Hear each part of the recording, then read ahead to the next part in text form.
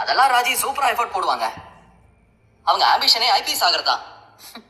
Very good. உங்க degree certificate கொடுங்க. கொடு ராஜி. இந்த ஃபார்மை ஃபில் பண்ணி கொடுங்க. கோர்ஸ் ஸ்டார்ட் ஆகிறதுக்கு முன்னாடி சென்னையில 2 நாள் செஷன் இருக்கும். அங்க ட்ரைனிங் முடிச்சிட்டு இங்க வந்து ரெகுலர் கிளாஸ் ஸ்டார்ட் பண்ணிக்கலாம். சென்னைக்கு போகணுமா அப்போ?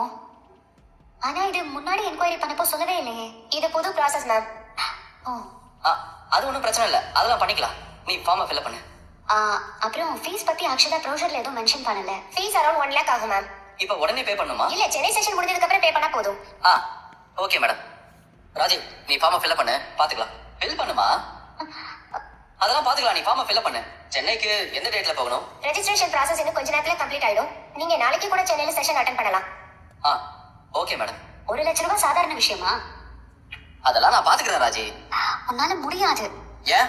உங்க அப்பாவால மட்டும் தான் முடியுமா? நீ புரிஞ்சுக்காமலே பேசிட்டு இருக்க. நான் பாத்துக்கிறேன்னு சொல்லிட்டல, அப்புறம் என்ன ராஜி?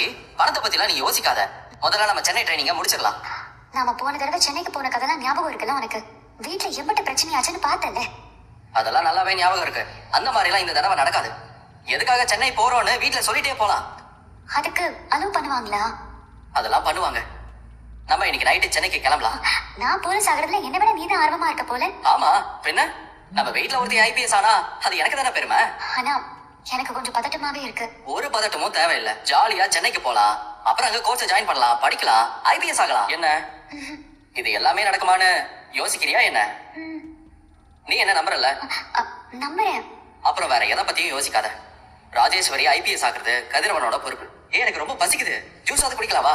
நல்ல காரியத்தை தள்ளி போடக்கூடாது. இல்ல, மாமா கிட்ட என்ன சொல்லவே இல்ல. சொல்ல வேண்டியது என் பொறுப்பு. பர்மிஷன் கொடுப்பாரா?